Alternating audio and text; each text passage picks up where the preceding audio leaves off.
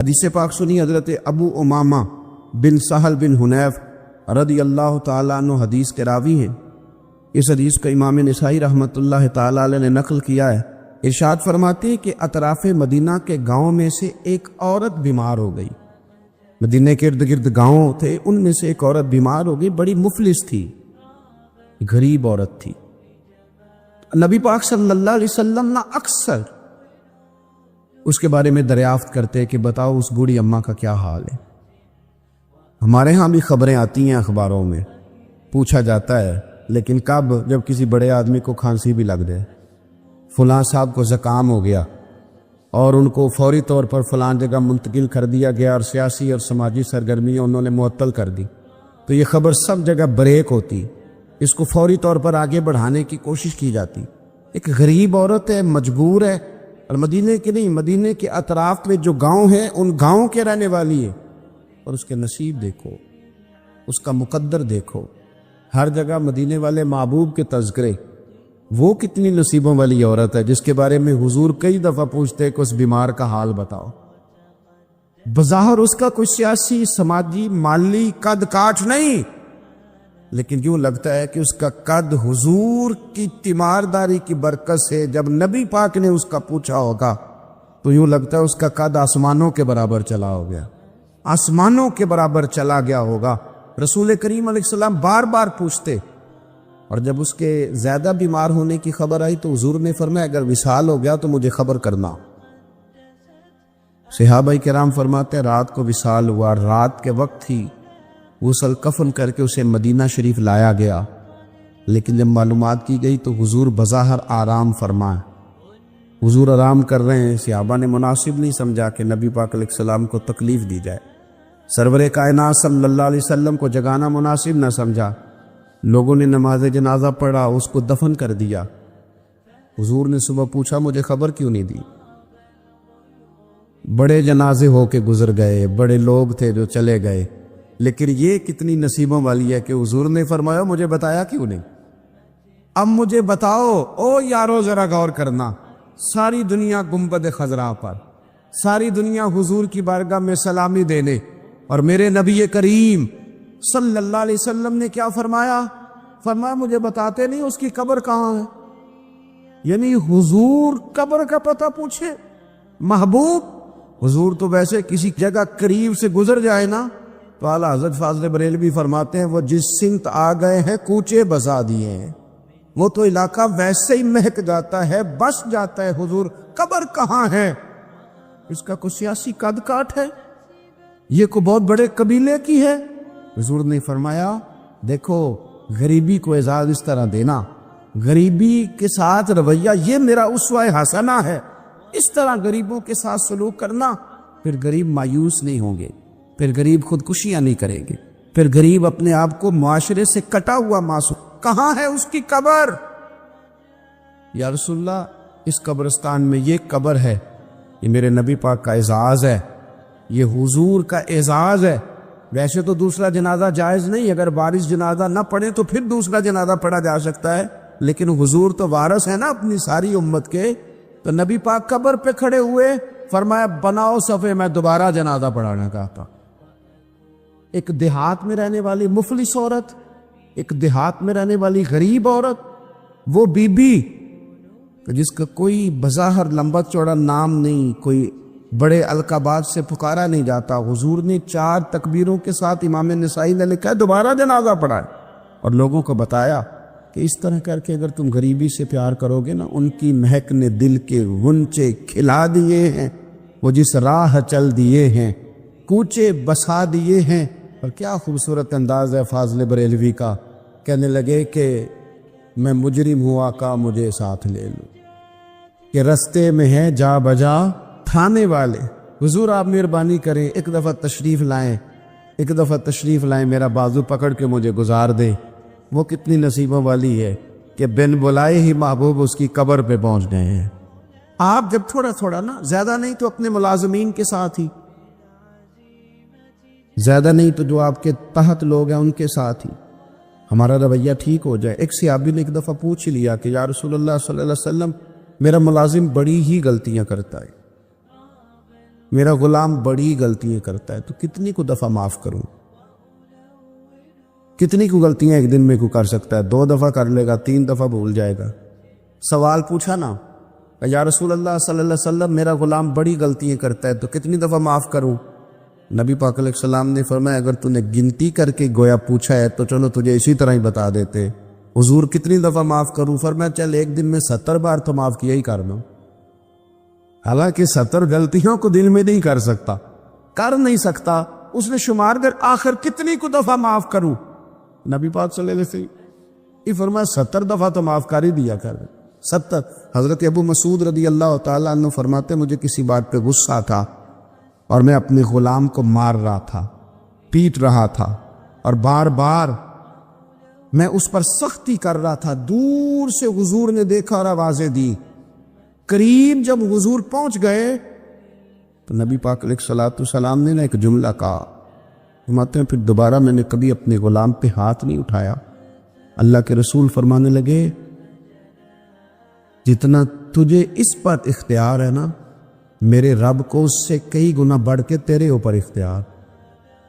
اگر آج اللہ تعالیٰ نے یہ تقسیم کر دی ہے کہ کسی کو تمہارا ملازم بنا دیا ہے، کسی کو تمہارے ماتحت کر دیا، تو اس کا معنی یہ تو نہیں کہ تم اب اس سے پیار کرنا چھوڑ دو، اس پر شفقت کرنا چھوڑ دو۔ رسول کریم صلی اللہ تعالیٰ علیہ وآلہ وسلم نے ارشاد فرمایا کہ جتنا اختیار تمہیں اس پر ہے نا، اس سے کہیں بڑھ کر اللہ تعالیٰ کو تم پر اختیار ہے۔ مالدار لوگ توجہ کریں میری بات پر، غور کریں۔ اللہ نے مالداروں کو جو دیا ہے تو ان کی محنت کی وجہ سے نہیں دیا، محنت مزدور تم سے بڑھ کے کرتا ہے، اوور ٹائم لگاتا ہے، خدا نے نا اپنے فضل سے دیا ہے۔ میرے ایک بزرگ دوست ہیں، سادے آدمی ہیں، ان کی ایک بات میرے نا دل میں بیٹھ گئی۔ سادے لوگوں کی بات ہے، سادی سی، میں کوئی یہ نہیں آپ کو کہہ رہا کہ یہ کوئی قرآن و سنت کا معاملہ ہے، لیکن ہمارے جو سادے لوگ ہوتے ہیں نا دیہات کے، کئی دفعہ وہ سبق بڑا عمدہ پڑھاتے، تو کسی شخص کے ساتھ ان کا کوئی تھوڑا بہت اس کے ساتھ مدد کا رشتہ تھا، اس سے کچھ پیار کرتے تھے، کسی وجہ سے ناراضگی ہو گئی تو کسی نے ان سے کہا کہ اب چھوڑ دیں، آپ کا اس نے اتنا دل دکھایا، تو کہنے لگے نہیں میں چھوڑوں گا نہیں، میں دیتا رہوں گا۔ کیوں؟ کہنے لگے اس لیے کہ میرے دل میں بات بیٹھ گئی ہے کہ پتہ نہیں اللہ کدے نصیبہ نہ دے ہے، تو یہاں سے کوئی کھا جائے، کسی کی مدد ہو جائے۔ آپ کے ہاں اگر ماتحت کچھ لوگ ہیں، آپ کو کسی کی مدد کرنی پڑتی، تو اگر آپ کا یہ ذہن بن گیا نا کہ میں صاحب ہوں اور میں انہیں دیتا ہوں اور میری وجہ سے کام چلتا ہے اور میری تنخواہ سے چولہا جلتا ہے، تو آپ نے بڑی چھوٹی سوچ پیدا کر لی ہے، اب کمزور ہو گئے۔ اگر آپ نے یہ سوچ لیا نا کہ میں کسی کو اپنے آفس سے اپنی مل سے نکال دوں گا تو شاید اسے کہیں اور نوکری نہیں ملے گی، تو آپ چھوٹے آدمی ہیں، آپ نے کمزور سوچ رکھی۔ حدیث پاک سنیں گے تو دل ٹھنڈا ہوگا۔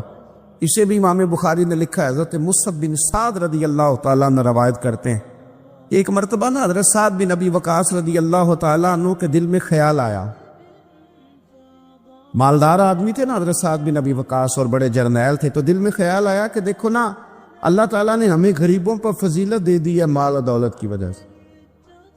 خیال آنا آتا ہے نا کہ دیکھو جی مطلب میرے پاس پیسے ہیں، مجھے اللہ نے دیا ہوا ہے، خیال آ گیا۔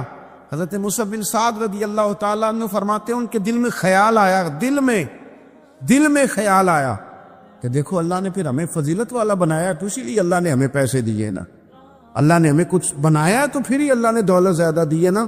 تو فرماتے ہیں نبی کریم صلی اللہ تعالیٰ علیہ وسلم نے ان سے فرمایا یاد رکھو تمہیں نا تمہارے کمزور اور غریب لوگوں کے وسیلے کی وجہ سے روزی دی جاتی ہے، تمہیں امیروں تمہیں جو نوازا جاتا ہے نا تو یہ غریبوں کے صدقے، ضعیفوں کے صدقے، کمزوروں کے صدقے، یہ ان غریبوں کے صدقے تمہیں نوازا جاتا ہے اور پھر تمہارے ذمے لگایا جاتا ہے، تو تم نے زکوٰۃ دینی ہے، تم نے صدقات دینے ہیں، تم نے ان پر خرچ کرنا، تمہیں ان کے صدقے مل رہا ہے، ان کے صدقے۔ ایک سوچ یہ ہے کہ اللہ نے مجھے مال دیا تو کسی وجہ سے دیا ہے، اور ایک سوچ یہ ہے کہ میری فیکٹری میں پتہ نہیں کون سا غریب لوگ ہے جس کی وجہ سے فیکٹری چل رہی ہے، ایک سوچ یہ ہے کہ پتہ نہیں میرے آفس میں کون سا ایسا شخص ہے جس کی وجہ سے نظام چل رہا ہے، اور ایک سوچ یہ ہے کہ میں جاگیردار ہوں تو پتہ نہیں کون سا کسان ہے جو میرے پاس کام کرتا ہے تو اس کی وجہ سے اللہ مجھے بھی روزی دیتا ہے۔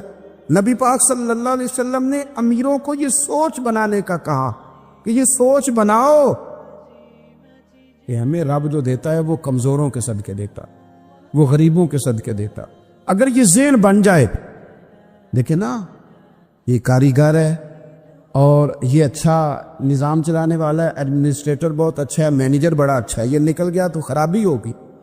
ایک ذہن یہ ہے، اور اگر ذہن یہ بن جائے کہ یہ بندہ غریب ہے، یہ مجبور ہے، یہ تنگ دست ہے، اس کے چھوٹے چھوٹے بچے ہیں اور مجھ سے تنخواہ لے کے جاتا ہے تو اس کا کام چلتا ہے، اگر یہ چھوڑ کے چلا گیا نا تو ہو سکتا ہے جو اس کے ذریعے رزق آتا ہے وہ نہ آئے۔ اگر یہ ذہن سازی بنے تو پھر میرا خیال ہے کوئی بھی امیر آدمی کسی غریب کو رسوا نہیں کرے، پھر کوئی بھی کسی کے لیے اس طرح کے لفظ ادا نہیں کرے کہ جس کے اس کی عزت نفس مجروح ہو۔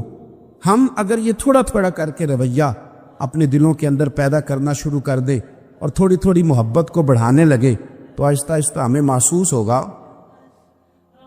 کہ ہم کوئی ظرف کو اونچا لے گئے ہیں، ہمارے دلوں کو اللہ نے نرم کر دیا ہے۔ ہمارے ہاں نا سوسائٹی میں کچھ سیاسی سماجی لوگ ہیں جن کی سفارش چلتی ہے، جو نامی گرامی ہوتے ہیں، جو علاقے کے معروف لوگ ہوتے ہیں، جو اشراف اپنے آپ کو سمجھتے، قبیلوں کا بڑا جانتے۔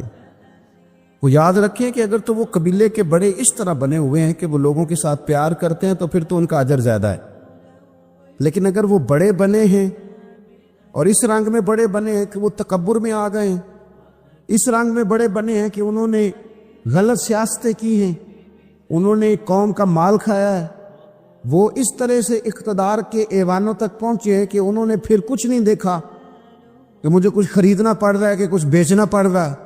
غلط طریقے سے وہ لوگ آگے آ گئے، سیاسی بن گئے، سماجی بن گئے، لوگ سلوٹ کرنے لگ گئے۔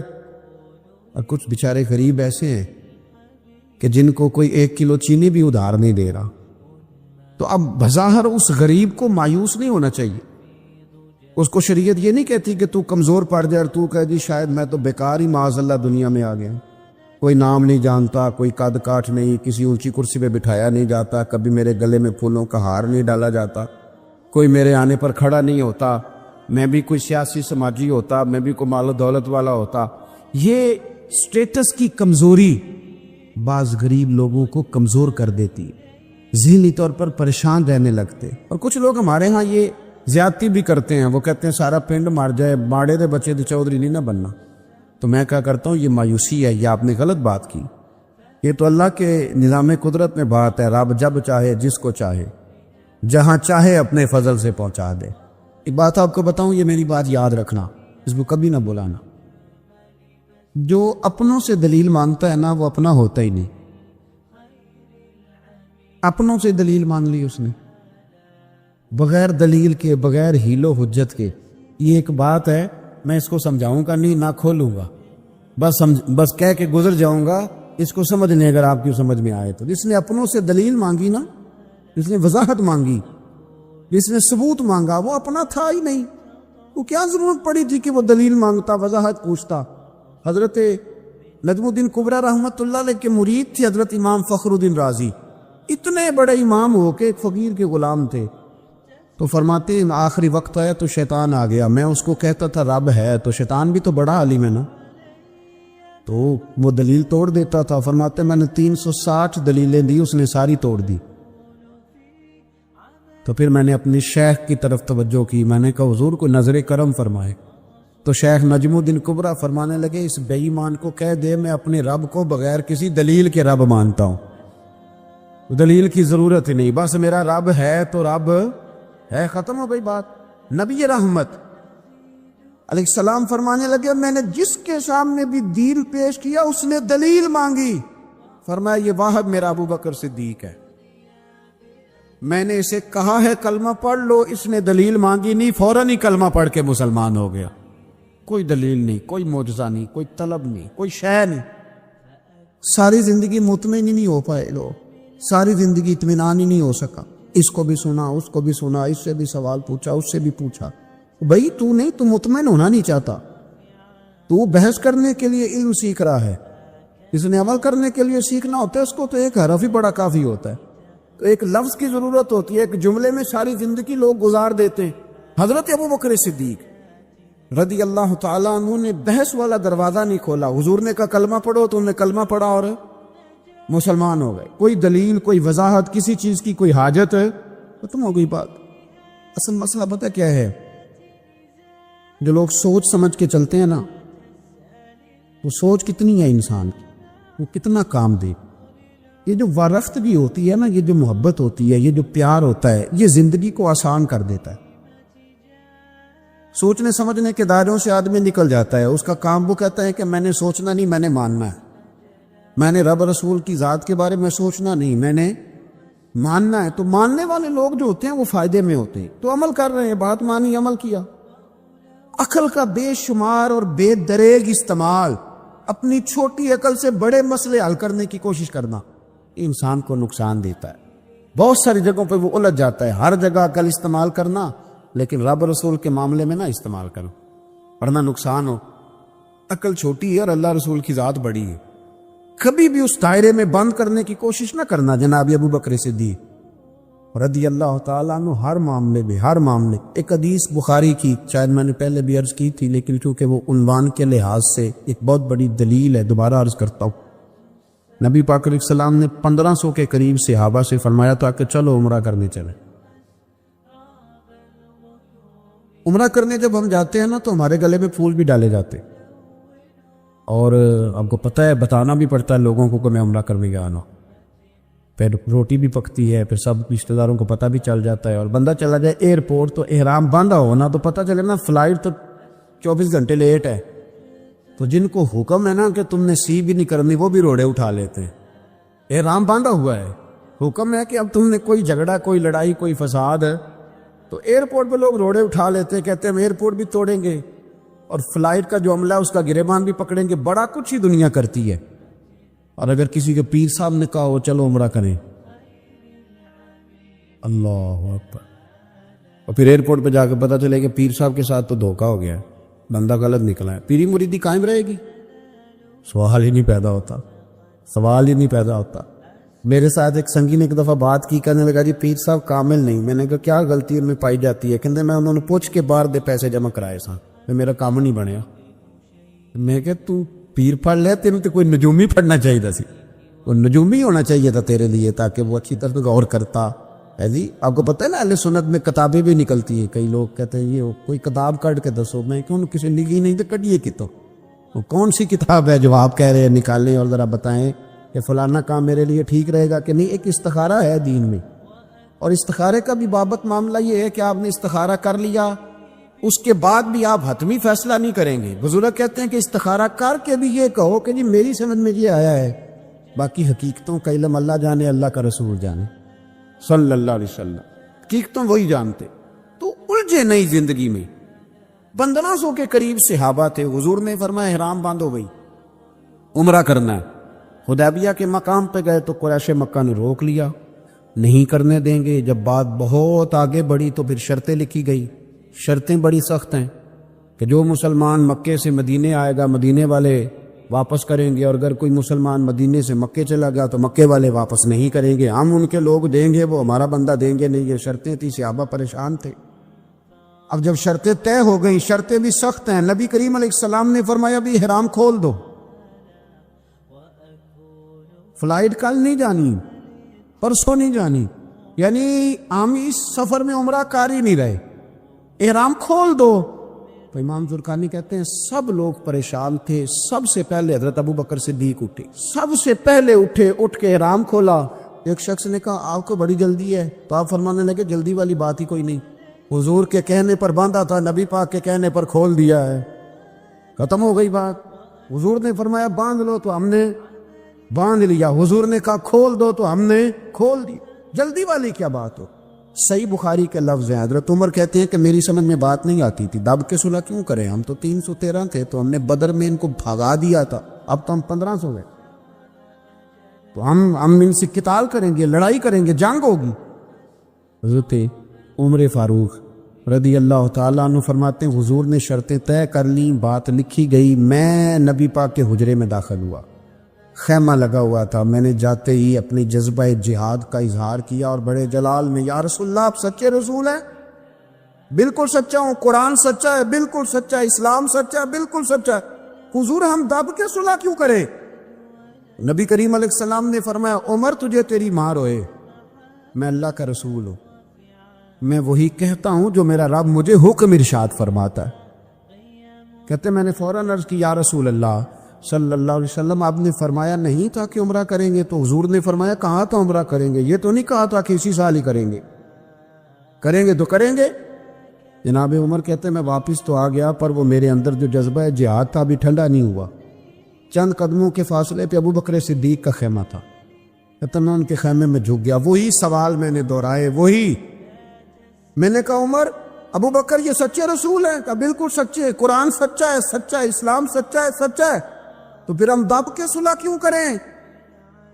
جناب عمر فرماتے ہیں میں قربان جاؤں ابو بکر کے لفظوں میں بھی فرق کوئی نہیں آیا، حروف بھی اتنے ہی جتنے نبی کریم نے ادا کیے تھے۔ حضرت ابو بکر فرمانے لگے عمر تجھے تیری ماں روئے، وہ اللہ کے رسول ہیں، مرضی سے بات نہیں کرتے، وہی کہتے ہیں جو رب انہیں حکم ارشاد فرماتا ہے، بئی نہیں وہی لفظ۔ فرماتے میں نے فوراً کہا، میں نے کہا ابو بکر حضور نے فرمایا نہیں تھا کہ عمرہ کریں گے؟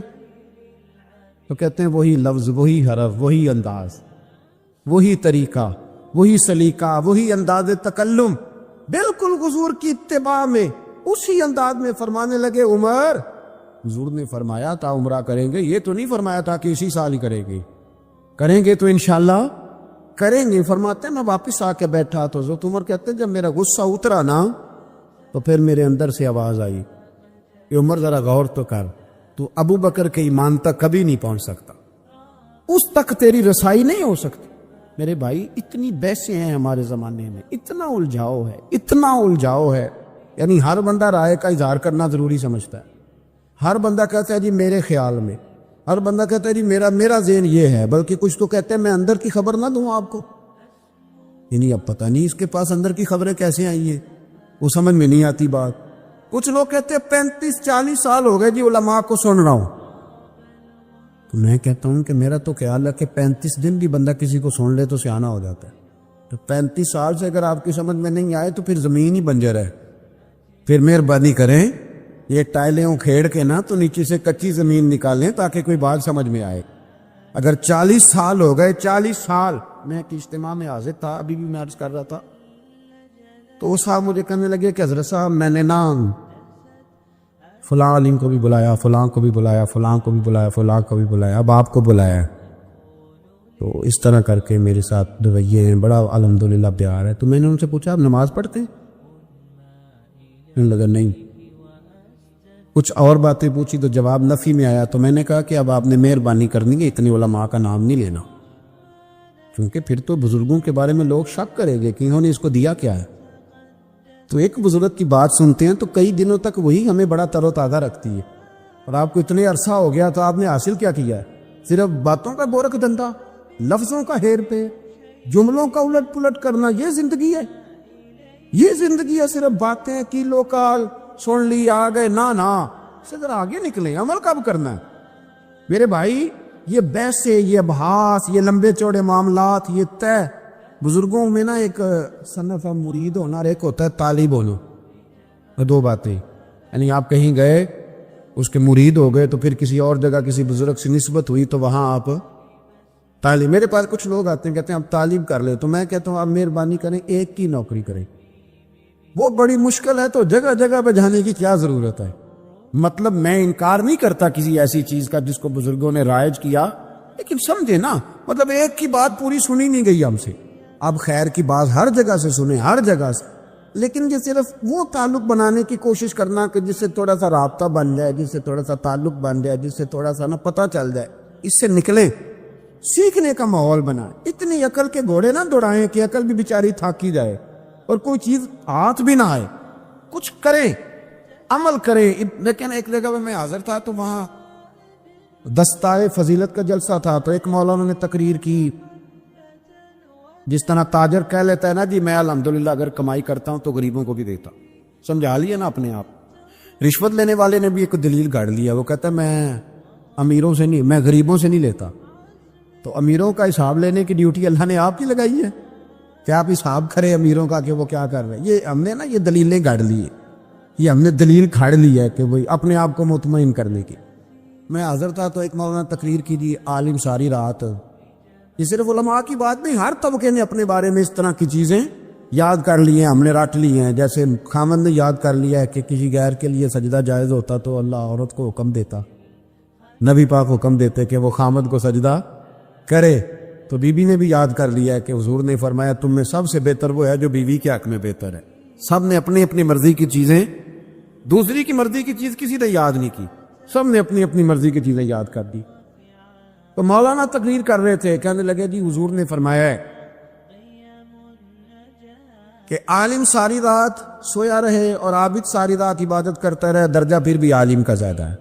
پر دوسرے آئے انہوں نے بھی اسی حدیث پہ بات کی, تیسرے آئے تو انہوں نے بھی اسی حدیث پہ بات کی. تو میرا نمبر آیا تو میں نے کہا جی یہ جو حدیث آپ سنا رہے ہیں نا, یہ حدیث بالکل ٹھیک ہے, بالکل ٹھیک ہے کہ عالم ساری رات عشاء پڑھ کے سوئے, فجر کے وقت اٹھ کے فجر پڑھے, اور عابد ساری رات نماز پڑھے تو درجہ پھر بھی عالم کا زیادہ ہے. بالکل ایسے ہی ہے, بلکہ ایک حدیث میں تو یہ ہے کہ 70 عابد بھی عبادت کرے اور عالم سویا رہے تو ان 70 سے سونے والے عالم کا درجہ.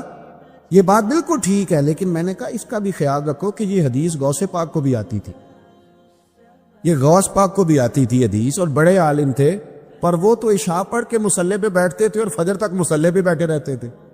حالانکہ یہ حدیث انہیں بھی آتی تھی, یہ حدیث خواجہ معین الدین چشتی کو بھی آتی تھی, اور وہ بڑے عالم تھے, لیکن اس کے باوجود وہ عشاء پڑھتے تھے اور فجر تک مصلی پر بیٹھے رہتے تھے. حضرت عثمان غنی سے بڑا عالم تو کوئی نہیں نہ ہوگا اس زمانے میں, حضرت عثمان غنی رضی اللہ تعالیٰ عنہ جیسا شخص تو کوئی نہیں نہ ہوگا, پر وہ عشاء کے بعد قرآن پاک پڑھنا شروع کرتے تھے اور فجر سے پہلے پہلے قرآن پاک ختم کر لیا کرتے.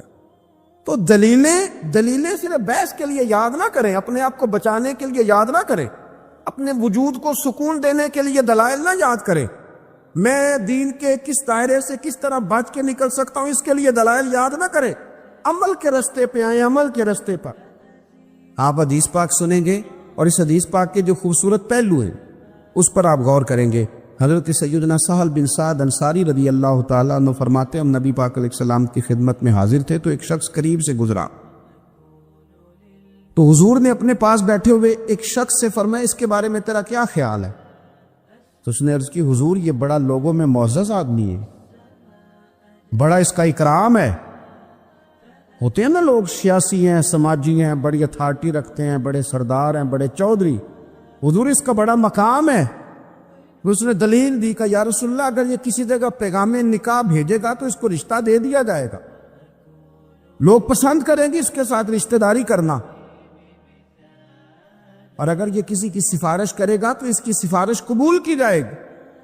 تھوڑی دیر گزری تو رسول کریم صلی اللہ تعالی علیہ وآلہ وسلم کے قریب سے ایک دوسرا آدمی گزرا, تو حضرت سہل بن سعد رضی اللہ تعالیٰ عنہ فرماتے ہیں کہ نبی پاک علیہ السلام نے اسی پاس بیٹھے ہوئے شخص سے فرمایا کہ اس شخص کے بارے میں تیرا کیا خیال ہے؟ ایک تو وہ تھا نا جس کو تو نے چودھری سمجھا, چیئرمین سمجھا, بڑا مالدار سمجھا, اور تو نے کہا کہ کیا بات, پیغام نکاح دے تو اسے رشتہ فوراً ملے گا, اور اگر یہ سفارش کرے تو قبول کی جائے گی. تو یہ جو غریب آدمی گزرا اس کے بارے میں اس نے کہا حضور یہ ایک غریب آدمی ہے, کہیں پیغام نکاح دے گا تو رشتہ نہیں ملے گا, اور اگر کسی کی سفارش کرے گا تو قبول نہیں کی جائے گی.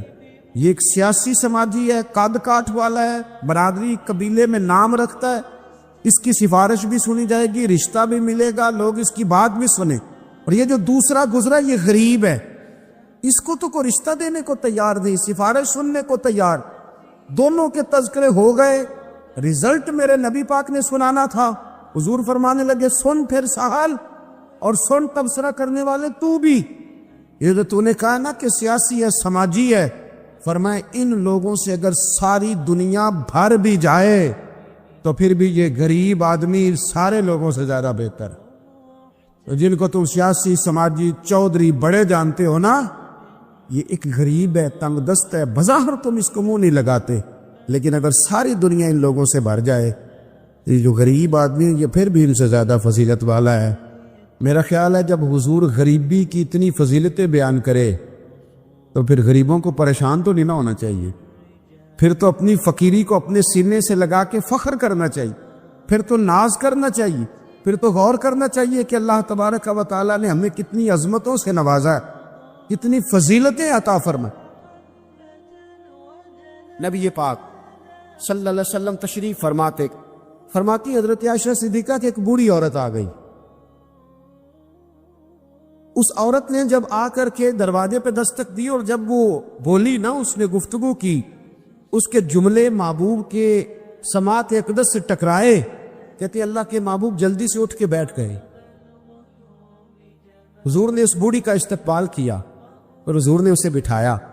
فرماتی ہر آنے والے مہمان کو حضور بڑی عزت دیتے تھے، بڑا نوازتے تھے، ہر آنے والے مہمان پہ بڑا کرم فرمایا کرتے تھے، لیکن اس خاتون کو زیادہ اعزاز دیا۔ اللہ کے محبوب علیہ السلام نے اس کے لیے کھانا منگوایا، کھجوریں دی، شہد کے ساتھ تواضع فرمائی۔ فرماتے ہیں وہ بی بی باتیں کرتی تو میں دلچسپی دیکھ، کچھ مہمان ایسے ہوتے ہیں نا جو آئیں تو بندہ کہتا ہے اللہ کرے اب چلے جائیں نا کسی طریقے سے، اور کچھ ایسے ہوتے ہیں جن کو بندہ کہتا ہے اتنی بھی جلدی کیا ہے، ذرا ٹھہر جائیے، ذرا رک جائیے۔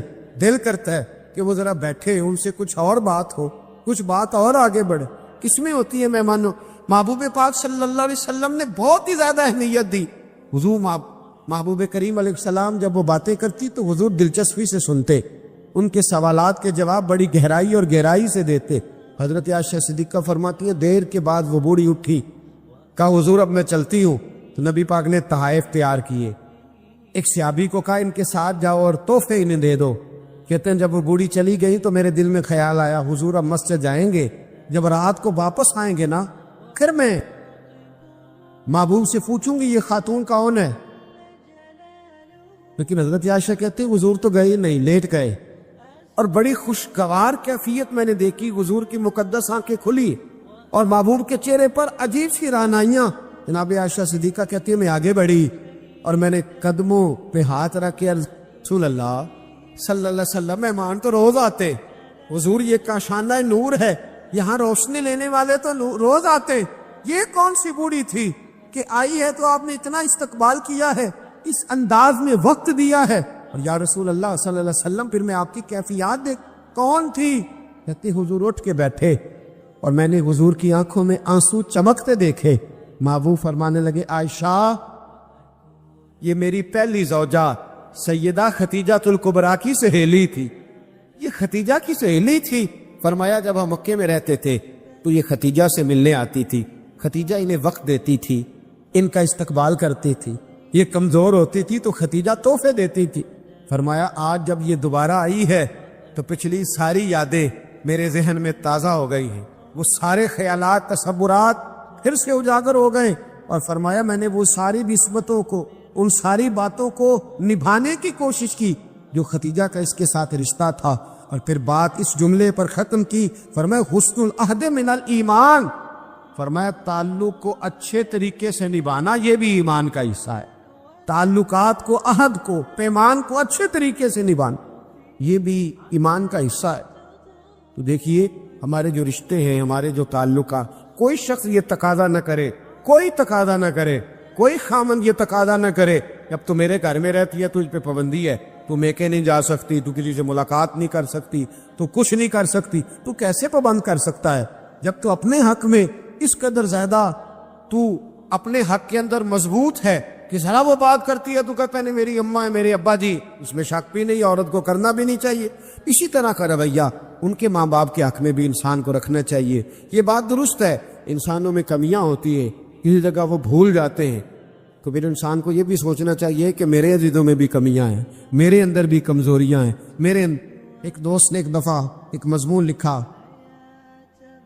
ایک بات اس میں بڑی خوبصورت پڑھنے کو ملی، کہنے لگے کہ ایک میاں بیوی نے فیصلہ کر لیا، روز جھگڑا ہوتا تھا نا، روز جھگڑا ہوتا تھا، اور جھگڑا میاں بیوی کا اپنا کوئی بھی نہیں ہوتا، کسی تیسرے کی وجہ سے ہوتا ہے، جب بھی ہوتا ہے تو وہ روز جھگڑا ہوتا تھا، تو ہوتا تھا ماں باپ کی وجہ سے، تو جھگڑا اس بات پہ ختم علیحدہ رہتے تھے، اس بات پہ جھگڑا ختم ہوا کہ اب تیرے ماں باپ آئیں گے تو میں نے کوئی پروٹوکول نہیں دینا، اور میرے آئیں گے تو تو بھی نہ دینا، بے شک بیٹھے رہے۔ تو کہتے ہیں کہ پہلے بیٹے کے والدین آئے، دروازے پہ دستک دی تو ملازم نہیں کھولا، روٹی بھی ملازم ہی لایا، اور جب وہ رخصت ہونے لگے تو گاڑی تک چھوڑنے بھی وہ نوکر ہی گیا، کچھ ہی دن گزرے تھے تو بیٹی کا باپ ملنے آیا. وعدہ تھا کوئی پروٹوکول نہیں دے گا, ٹھیک ہے دونوں ہی نہیں دیں گے. لیکن دروازے کے باہر آواز گونجی ابا جی کی. بیٹی کے ہاتھ میں پلیٹ تھی, وہ ڈھب سے گری. تھا کی آواز آئی, دوڑی گئی, دروازہ کھولا, میرے ابا جی آ گئے. بٹھایا بھی, کھلایا بھی, چھوڑنے بھی گئی. پوچھا اس سے شوہر نے کہ تیرا میرا وعدہ تھا. کہنے لگی بات اس میں شک نہیں کہ وعدہ تو تھا, پر دل کی کیفیت کا کیا کروں. جب باہر آ کے والد بولے ہیں تو میں نے تو اپنے آنسوؤں کو بڑی مشکل سے روکا ہے. میں تو وہ خراج بڑی مشکل سے سنبھال پائی ہوں, وہ تو بڑی مشکل سے آنسو روکے ہیں, تو وجود کو کیسے روکتی. نبی پاک صلی اللہ علیہ وسلم کی خدمت میں ایک عورت حاضر ہوئی. اس نے عرض کی یا رسول اللہ صلی اللہ علیہ وسلم مجھے بتائیے گا مرد کے کیا حقوق ہیں, اگر میں ادا کر سکتی ہوں تو شادی کروں, حضور ذرا بتلائیے گا. تو یہ حدیثیں ہم نے بیٹیوں کو رٹانی ہے, یہ حدیثیں ہم نے بہنوں کو یاد کرانی ہے. میرے نبی پاک علیہ الصلوۃ والسلام سے پوچھا, امام حاکم نے لکھا ہے کتاب البر کے اندر, اس کو ابن جوزی علیہ رحمٰن نے نقل کیا ہے, یا رسول اللہ صلی اللہ علیہ وسلم مجھے بتائیے گا خاوند کے حقوق کیا ہیں. اور خاتون عرض کرتی حضور اگر تو میں ادا کر سکتی ہوئی تو نکاح کروں گی, ورنہ نہیں کروں گی. اللہ کے رسول صلی اللہ تعالیٰ علیہ وآلہ وسلم نے ارشاد فرمایا, بھئی بات یہ ہے کہ اگر خاوند کے جسم سے پیپ نکلے, ریشہ نکلے اور خون نکلے, عورت اپنی زبان سے صاف بھی کرے تو پھر بھی خاوند کا حق ادا نہیں ہوتا. اور نبی پاک صلی اللہ علیہ وسلم نے وضاحت کر دی, کسی جگہ آپ کو نہیں ملے گا کہ اللہ کے محبوب نے فرمایا ہو کہ میں اگر سجدہ جائز ہوتا تو میں لوگوں سے کہتا مجھے کرو, یہ کہیں نہیں فرمایا. حالانکہ امام الانبیاء ہیں, محبوب اس حدیث میں فرمانے لگے سنو اگر خدا کے علاوہ کسی کو سجدہ جائز ہوتا تو میں عورت کو کہتا کہ اپنے خامند کو سجدہ کرے, میں کہتا عورت کہ وہ اپنے خامند کو سجدہ کرے. نبی پاک صلی اللہ علیہ وسلم نے وضاحت کر دی, فرمایا کہ اگر تو یہ والے حق تو ادا کر سکتی ہے تو نکاح کر. وہ خاتون بڑی سمجھدار تھی, فوراً بولو ٹھیک ہے, لیکن حضور میں نہیں حق ادا کر سکتی. میرے عزیز عورت کو ذمہ داری سونپی. پھر میرے نبی پاک صلی اللہ تعالیٰ علیہ وسلم نے مرد کے لیے بھی ان حقوق کا تعین فرمایا. اور اللہ کے رسول صلی اللہ تعالیٰ علیہ وسلم سے جب پوچھا گیا کہ یا رسول اللہ صلی اللہ علیہ وسلم عورت کے حقوق کیا ہے, نبی پاک صلی اللہ تعالیٰ علیہ وسلم سے پوچھا گیا کہ یا رسول اللہ صلی اللہ علیہ وسلم عورت کا حق کیا ہے, تو نبی پاک نے فرمایا جیسا خود کھاؤ ویسا اسے بھی کھلاؤ, جیسا خود پہنو ویسا اسے بھی پہناؤ.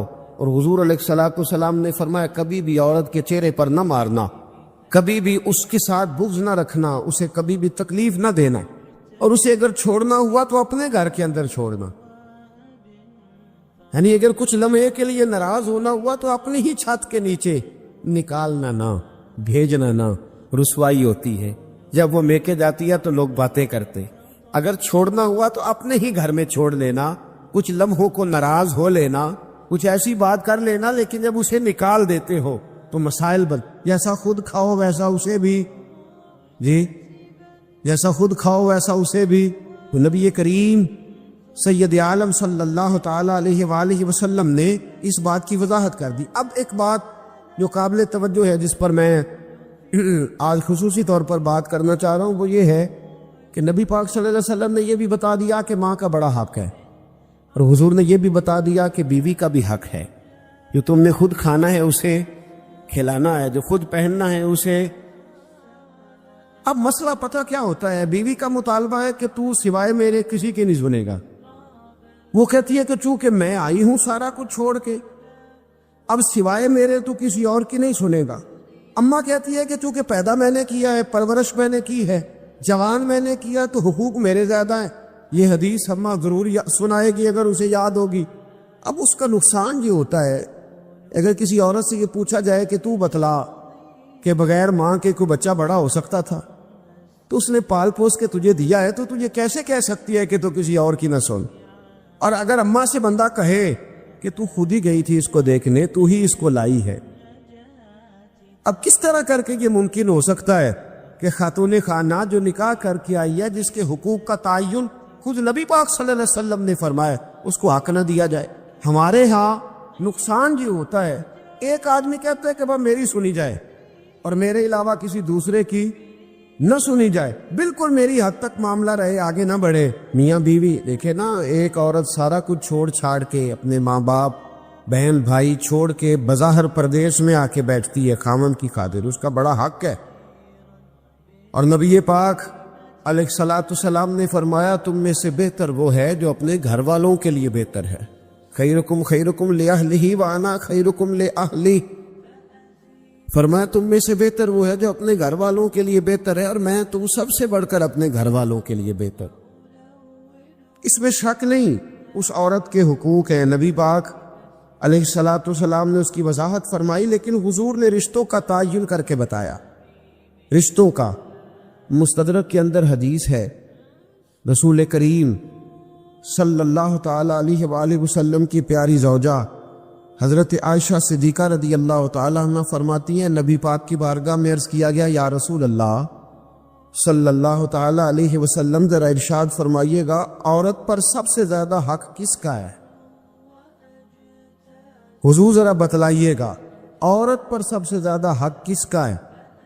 تو یہ کسی مفتی کا قول نہیں، یہ کسی دانشور کی رائے نہیں، یہ اس محبوب کا قول ہے جنہیں اللہ تبارک و تعالی نے دنیا میں راحت اور آرام دینے کے لیے مبعوث فرمایا ہے۔ یا رسول اللہ صلی اللہ علیہ وسلم عورت پر سب سے زیادہ حق کس کا ہے؟ تو حضور نے فرمایا اس کے خامن کا۔ اسی مجلس میں، اسی محفل میں وہ شخص اٹھ کے نہیں گیا، وہی شخص حضور سے سوال کرنے لگا حضور تو مرد پر حق کس کا زیادہ ہے؟ عورت پر تو میں نے پوچھ لیا، نیا شخص نہیں آیا، نیا آدمی نہیں آیا۔ اسی نے اسی مقام پر اسی جگہ کھڑے ہو کے سوال کیا کہ یا رسول اللہ صلی اللہ علیہ وسلم اب یہ بھی ارشاد فرما دیجئے کہ مرد پر سب سے زیادہ حق کس کا ہے؟ نبی پاک نے فرمایا اس کی ماں کا۔ عورت پر سب سے زیادہ حق کس کا ہے؟ اس کے شوہر کا۔ اور مرد پر سب سے زیادہ حق کس کا ہے؟ اس کی ماں کا۔ یہ حقوق کی تعین ہے جو نبی پاک صلی اللہ علیہ وسلم نے کر کے دیا۔ یہ حقوق کی وہ والی وضاحت ہے، اور یہ ہر آدمی کا وہ والا مقام ہے جو میرے محبوب علیہ الصلوۃ والسلام نے اپنی امت کو خود بتایا ہے کہ یہ اس کی جگہ ہے اور یہ اس کی جگہ ہے۔ اب یہاں ایک بات اور قابل غور ہے، مرد کے عورت پر بھی حقوق ہیں، عورت کے مرد پر حقوق ہے۔ میرے رسول پاک صلی اللہ تعالی علیہ وآلہ وسلم کی خدمت عالی مرتبت میں جب ایک شخص نے عرض کی کہ حضور مجھ سے بڑا گناہ ہو گیا ہے تو میں کیا کروں؟ تو نبی پاک نے فرمایا جا کے اپنی اماں کی نوکری کر۔ ایک کوئی ایسا گناہ اس صحابی سے ہو گیا تھا جو دور جاہلیت کا تھا، شارحین نے لکھا ہے۔ اب وہ جن کے حقوق ضائع کیے تھے وہ مل نہیں رہے تھے یا وہ دنیا سے جا چکے تھے، تو اس نے حال پوچھا کہ حضور اب کیا کروں؟ تو نبی پاک علیہ السلام نے فرمایا جا اپنی اماں کی نوکری کر، اللہ تیرے گناہ معاف کر دے گا۔ اس صحابی نے فوراً کہا حضور میری تو اماں پردہ کر گئی، میری اماں تو وصال کر گئی۔ تو حضور نے ایک نیا حق بیان فرمایا، محبوب نے فرمایا جا کے خالہ کی نوکری کر، اللہ تیرے گناہوں کو معاف فرما دے گا۔ اور فرمایا خالہ بھی مثل ماں کے ہوتی ہے، خالہ بھی مثل، تو جا کے حضور علیہ الصلوۃ والسلام نے تو خالہ کا حق بیان کر دیا، نبی پاک نے تو تعین کر دیا کہ تو نے نوکری کرنی ہے۔ اب اگر بیگم صاحبہ کو اعتراض ہو کہ تو خالہ کے گھر کیا لینے گیا تھا، تو ادھر کیوں گیا تھا، تو یہ اس کا اعتراض اس لیے درست نہیں ہے کہ اس حق کو رسول پاک نے بیان فرما دیا، نبی پاک صلی اللہ علیہ وسلم نے اس کا ذکر فرما دیا۔ محبوب کریم صلی اللہ علیہ وسلم نے صحیح بخاری کے اندر رسول پاک صلی اللہ علیہ وسلم نے ایک بڑا خوبصورت فرمان ارشاد فرمایا۔ اللہ کے رسول فرمانے لگے صحابہ سے کیا تم میں سے کچھ چاہتا ہے کہ اس کی عمر بھی لمبی ہو، رزق بھی زیادہ ہو؟ اور اگر میں یہ سوال عورتوں سے کروں نا، خواتین سے کروں کہ کیا تم چاہتی ہو کہ تمہارے خاوند کے پاس پیسے بھی زیادہ ہوں، عمر بھی لمبی ہو، تو میرا خیال ہے ایک خاتون بھی ایسی نہیں ملے گی جو کہے کہ نہیں میں نہیں چاہتی، ساری کہیں گی کہ ہمارا دل کرتا ہے کہ ہمارے گھر کے اندر رزق بھی زیادہ ہو، اور اللہ تبارک و تعالیٰ نے جس کو میرے سر کا سایہ بنایا وہ قائم بھی رہے۔ ہر خاتون یہ دعا مانگے گی۔ اب یہ صحیح بخاری ہے، تو پھر وہ والا وظیفہ پڑھ لیں جو نبی پاک نے بیان فرمایا ہے۔ نبی پاک علیہ السلام نے فرمایا کیا تم میں سے کوئی چاہتا ہے عمر لمبی ہو رزق زیادہ ہو؟ صحابہ عرض کرنے لگے حضور سارے چاہتے ہیں، یہ صحیح بخاری ہے۔ تو بابو فرمانے لگے پھر وظیفہ سنو، اپنے رشتہ داروں کے ساتھ اچھا سلوک کرو، اللہ تمہاری عمر بھی لمبی فرما دے گا، رزق میں اضافہ بھی فرما دے گا۔ ایک طرف آپ بٹھا لیں بڑے بڑے اسکالر، بڑے بڑے لیکچرار، بڑے بڑے خطیب، بڑے بڑے عالم، اور قرآن نے صرف اتنا کہا کہ مرد عورت کا لباس ہے، عورت بول کے بتاؤ۔ او بھائی دو جملے، مرد عورت کا لباس ہے، عورت۔ ابھی اس جملے کی صرف 3 تفسیریں جو ہمارے محدثین نے کی، یہ صرف 3 جملے اگر آپ کی سمجھ میں آ جائیں تو میاں بیوی کو مزید کسی لیکچر کی ضرورت ہے۔ یہ پردہ کیا ہے؟ مرد عورت کا لباس ہے، عورت تو 3 کام کرتا ہے لباس، ایک تو گرمی سردی سے بچاتا ہے، اور ایک کپڑے پہن کے بندہ سونا لگتا ہے، اور تیسرا کوئی عیب ہو تو کپڑوں کی وجہ سے چھپ جاتا ہے۔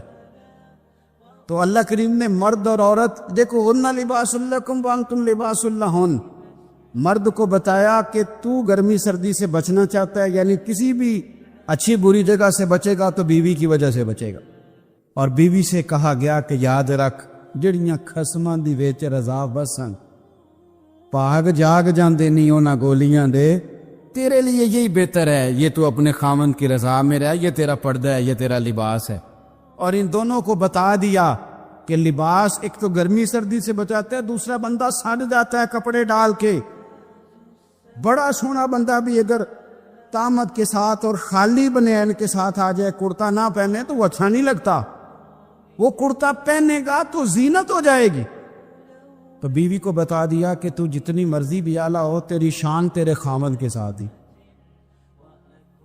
اور خامن کو بھی کہا کہ یاد رکھ اگر تو گھر نہیں بسا سکتا تو باقی دنیا کو کیا خیر عطا کرے، خیرکم خیرکم لأہلہ وانا خیرکم لأہلہ۔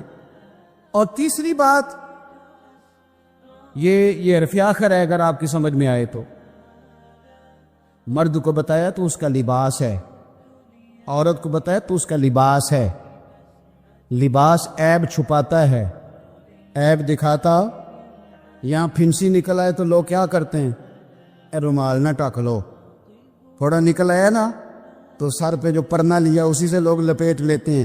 یہ جو لباس ہوتا ہے یہ چھپاتا ہے۔ قرآن پاک کی عظمت دیکھو کس طرح قرآن ہماری تربیت کرتا ہے۔ کہا اگر بی بی میں کوئی خامی ہے تو سویرے اٹھ کے لوگوں کو نہ بتا، بلکہ چھپا، اس لیے کہ تو اس کا پردہ ہے۔ اور بی بی سے کہا گیا کہ سارے زمانے کو نہ بتا نکما ہے، نکھٹو ہے، کس طرح کا ہے، شکوہ نہ کر، بلکہ اپنے خامند کی عزت کر۔ تجھے اسے اللہ نے تیرے لیے تجھے اس کے لیے لباس بنایا ہے۔ تو میں کتنی کو مثالیں آپ کو قرآن پاک سے دوں کہ ایک جملے کے اندر قرآن پاک نے تدبیریں کر دی۔ طلاق کب ہوتی ہے؟ جب بڑے سخت اختلافات ہوں، کوئی گزارا نہ بچے، حد ہو جائے تو طلاق ہوتی ہے نا۔ لیکن قرآن پاک نے پتہ کیا کہا کہ اگر تم نے بیوی کو طلاق دینی ہے تو 2 جملے جو قرآن کا اخلاق دیا ہوا، قرآن پاک کا۔ آپ میری طرح کے سادے لوگ ہیں، میں آپ کو کچھ زیادہ مثالیں نہیں دے سکتا۔ دیکھو قرآن پاک نے کہا اخلاق سکھائے۔ طلاق ہو گئی، بیوی کو چھوڑنے لگے، فارغ کرنے لگے، خوشی کے ساتھ تو کوئی نہیں نا طلاق دیتا۔ یہ ہمارے یہاں لوگ آ کے کہتے ہیں جی میں غصے میں تھا تو میں نے طلاق دے دی، تو بھائی طلاق ہوں غصے چ کدو کو بندہ کہتا ہے ابھی تو بڑی خدمت گزار ہیں، جا تینوں طلاق ہی۔ اور اب تو بندے ہمیں مسئلہ پوچھتے نہیں بلکہ مسئلہ مولوی صاحب کو سمجھانے آتے ہیں۔ میرے پاس کچھ لوگ آگے کہنے لگا جی وہ طلاق دے دیا بندے نے، 3 طلاقیں، تو بڑا مسئلہ بن گیا، تو بتائیں۔ میں نے کہا طلاق تو ہو گئی ہے۔ کہنے لگا تو پاگل ہے بندہ، بیوقوف ہے، اسے تو پتہ ہی نہیں چلتا، وہ تو 500 تک گنتی نہیں گن سکتا، اس کو تو میرا خیال ہے نہیں پتہ ہوگا لاہور کو گاڑی کیسے جاتی ہے، تو اس کی طلاق بھی ہو گئی۔ مولوی صاحب آپ کوئی پیر صاحب کرنے والی بات کریں، ہمیں سمجھاتے ہیں لوگ آ کے، آپ یقین کریں۔ میں انہوں آکھیا میں کہ تو انہیں شدائی ہے وہ دی طلاق کی میں پہلے یہ 10 شدائی دا نکاح کی میں ہویا سی، بھئی شدائی دا نکاح تے چٹ پٹ ہو گیا تے 3 بچے بھی ہو گئے، نکاح ہوتا ہو گیا ہے پر طلاق ہو سکتی؟ یہ عجیب فلسفہ ہے بھائی۔ کچھ دکھا ہو گیا تو اس کا سب ٹھیک ہے، اور طلاق کی باری آئے تو کہتے شدائی ہے۔ میں کہ جی شدائی سی تے نے کندھ نو طلاق کیوں نہیں دیتی، بیوی نو کیوں دیتی سن؟ میری بات کی سمجھ آ رہی ہے؟ ایسے تو نہیں نا کہ رستے جاتے کسی بیوی کو طلاق دے دی اس نے، شدائی تھا تو وہ پاگل تو جس کو مرضی جو مرضی کہہ دیتے، اس کو پتا تھا میری بیوی، اور یہ بھی پتا تھا کہ طلاق دینی ہے شدائی۔ لوگ مسئلہ بھئی آپ کیوں اللہ کے حلال کو حرام اور حرام کو حلال کرتے؟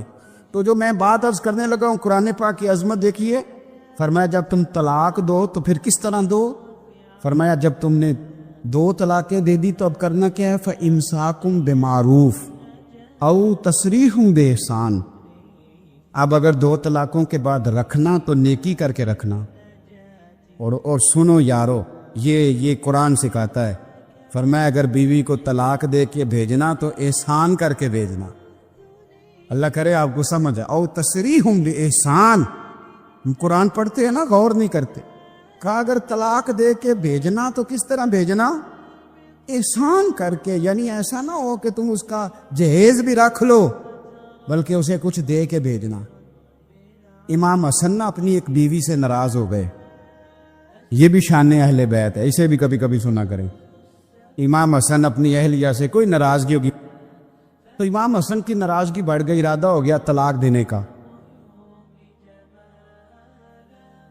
تو امام حسین نے پوچھا کہ بھائی جان سنا ہے بھابھی سے ناراض ہیں، طلاق دینے لگے ہیں؟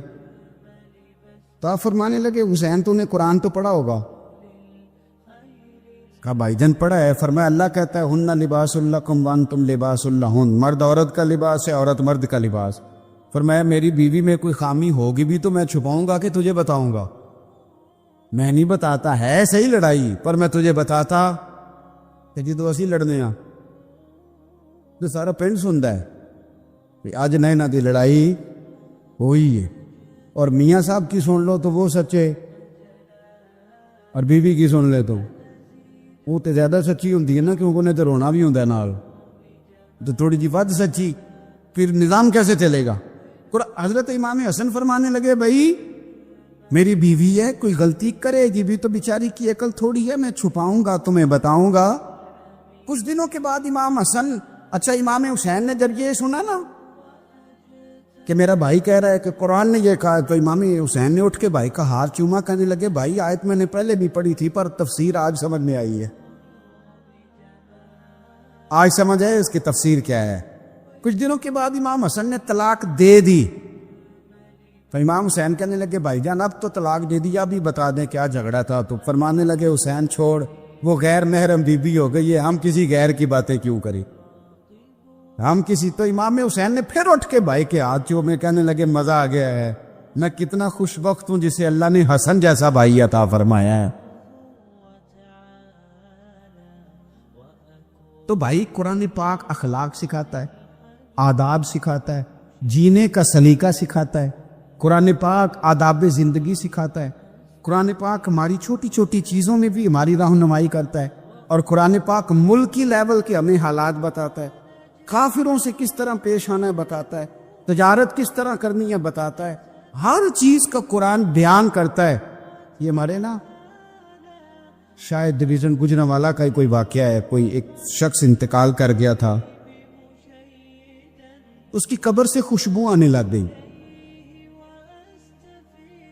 تو ایک کام کسی پیر دی قبر نال ہوندا تو دے بالاں دی چاندی ہو جانی سی پچھوں، وہ تے انہاں کہنا سی بھی یہ ابا مینوں دس کے گیا سی تے مینوں کلے نوں دسیا تو باقی تیناں بھراواں نال نہیں اس گل کیتی، تے چھوٹے کہنا سی یہ تے ادوں ہے ہی نہیں سی، یہ تے میرے نال کیتی انہوں نے گل۔ انتقال کے بعد سب کو علیحدہ علیحدہ خوابیں آنے لگ جاتی ہیں، اور سب علیحدہ علیحدہ سٹوریاں سناتے۔ عام آدمی تھا سادہ، آڑت کی دکان کرتا تھا، آڑت کی دکان تو سمجھ میں آ گئی نا آپ کے، تو سادی سی دکان کرتا تھا، بندہ فوت ہو گیا، قبر سے خوشبو آنے لگ گئی، شور بن گیا، لوگ بڑے سارے قبر کی مٹی سونگتے، خوشبو آتی، اس کے گھر چلے گئے، جا کے اس سے کہا کہ اس کی بیوی سے کہ کیا کرتا تھا؟ اس نے کہا کچھ بھی نہیں، نمازی تھا، حاجی تھا، داڑھی رکھی ہوئی تھی، لیکن ایک اس کا کام تھا، بندہ ان پڑھ تھا پر قرآن پاک سے پیار بڑا کرتا تھا۔ کس شے سے؟ اللہ کرے آپ کو بھی پیار ہو جائے، مجھے بھی ہو جائے، قرآن پاک سے پیار کرتا تھا، ان پڑھ بندہ تھا، پر سویرے اٹھ کے نا وضو کر کے نماز پڑھ کے قرآن کھول لیتا اور ایک ایک سطر پہ انگلی پھیرتا تھا اور کہتا تھا اللہ تو جو آکھے ہے سچی آکھے، اللہ تو جو بھی فرمانا ہے سچی فرمانا ہے، سونے ربا تو جو کیا ہے میرے لیے ٹھیک ہی کیا ہے۔ وہ اس مزے سے قرآن پڑھتا، جب مر گیا تو رب کریم نے اس کی قبر میں بھی خوشبو پیدا کر دی۔ ایک صاحب نے مجھ سے کہا کہ پیر صاحب جس کام میں ہاتھ ڈالتا ہوں نا وہ میرا خراب ہو جاتا ہے، تو رزق کی بڑی تنگی ہے، تو کوئی تویز۔ میں نے اسے کہا یار جو تویز میں دوں گا پتہ نہیں اثر کرے نہ کرے، وہ والا تویز نہ دوں جو مدینے والے رسول نے دیا ہے، نبی پاک نے جو تویز دی ہے۔ حضور صلی اللہ علیہ وسلم فرمانے لگے، تویز دینے لگے، حضور فرمانے لگے تو رات کو سورت واقعہ پڑھ، تجھے کبھی فاقہ نہیں آئے گا۔ سورت واقعہ پڑھا کر، کبھی فاقہ پڑھنی چاہیے نا جی، پڑھیں گے انشاءاللہ۔ حضرت عبداللہ ابن مسعود رضی اللہ تعالیٰ عنہ کو حضرت عثمان غنی نے کہا امیر المومنین نے کہ میں آپ کی بیٹیوں کا وظیفہ لگا دیتا ہوں، تو آپ فرمانے لگے عثمان میری بیٹیوں کو کسی خزانے کی ضرورت نہیں، میں تیاں نو خزانہ دے چڑھے ہے۔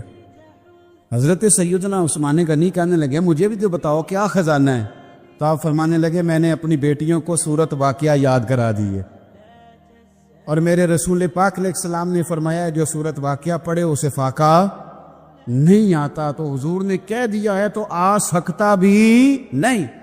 تو قرآن پاک کی عظمت کو سمجھی، قرآن پاک کی شان کو سمجھی۔ مزہ تو تب چلے گا نا قیامت والے دن کہ جب اللہ حافظ قرآن کے باپ کے سر پہ دستار رکھے گا اور حافظ قرآن سے کہے گا جا 10 بندے اپنے خاندان کے جنت میں لے جا۔ دنیا کے اندر یہ واحد کتاب قرآن پاک ہے جو ہمارے پاس ہمارے پیارے نبی صلی اللہ علیہ وسلم کا معجزہ ہمارے ہاتھوں میں موجود ہے۔ یہ حضور کا معجزہ ہے قرآن پاک، اور زندہ اور جاوید معجزہ ہے۔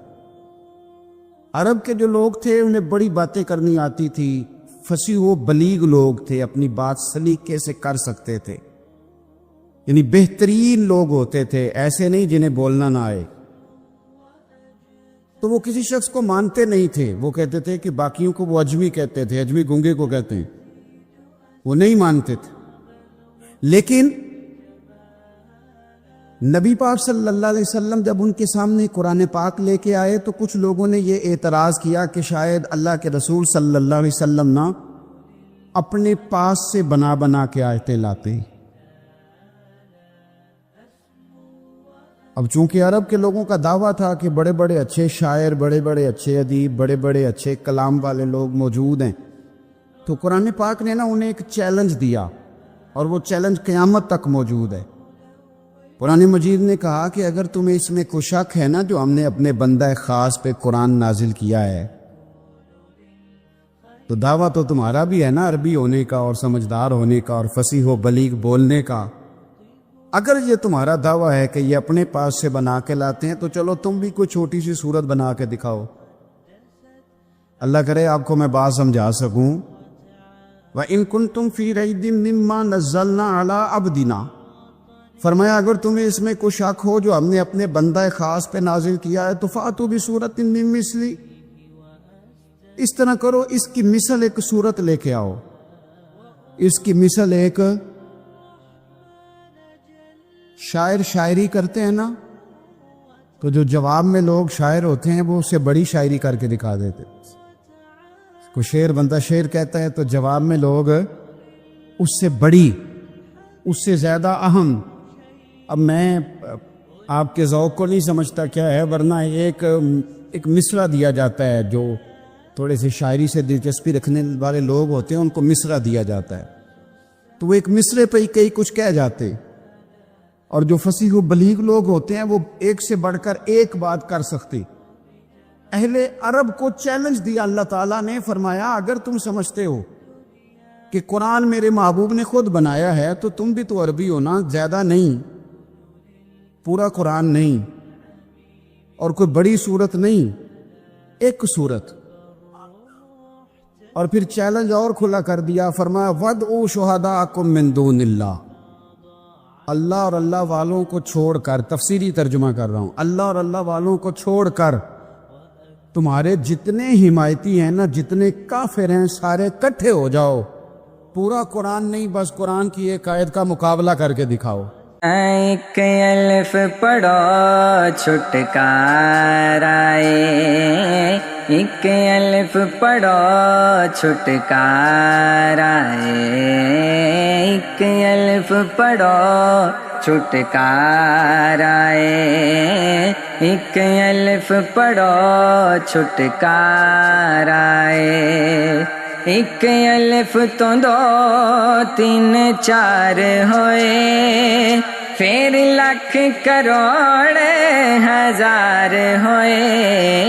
ایک الف تو دو تین چار ہوئے، پھر لاکھ کروڑ ہزار ہوئے. پھر اوتھوں باج شمار ہوئے، پھر اوتھوں باج شمار ہوئے. ایک الف دا نکتا نیارا ہے، ایک الف پڑھو چھٹکارا ہے، ایک الف پڑھو چھٹکارا ہے.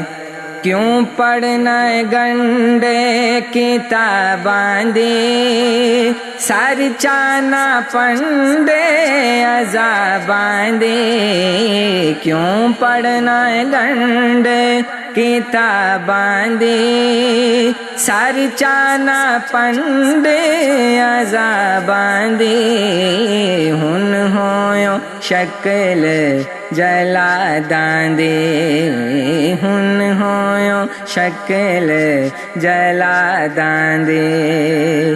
اگے پینڈا مشکل بارائے، ایک الف پڑھو چھٹکارا ہے، ایک الف پڑھو چھٹکارا ہے، ایک الف پڑھو چھٹکارا ہے. بن حافظ حفظ قرآن کریں، پڑھ پڑھ کے صاف زبان کریں. بن حافظ حفظ قرآن کریں، پڑھ پڑھ کے صاف زبان کریں. پھر نعمت ویچ دھیان کریں، پھر نعمت ویچ دھیان کریں. من پھر داجوں ہلکارا ہے، ایک الف پڑھو چھٹکارا ہے، ایک الف پڑھو چھٹکارا ہے، ایک الف پڑھو چھٹکارا ہے. بلا بھی بوڑ دا بویا سی، او برچھا وڈا جا ہویا سی. بلا بھی بوڑ دا بویا سی، بلا بھی بوڑ دا بویا سی.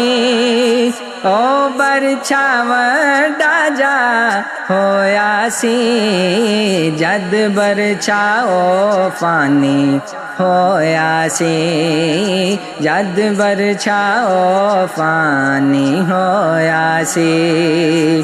پھر رہ گیا جی اکارائے، ایک الف پڑھو چھٹکارا ہے، ایک الف پڑھو چھٹکارا ہے، ایک الف پڑھو چھٹکارا ہے، ایک الف پڑھو چھٹکارا ہے.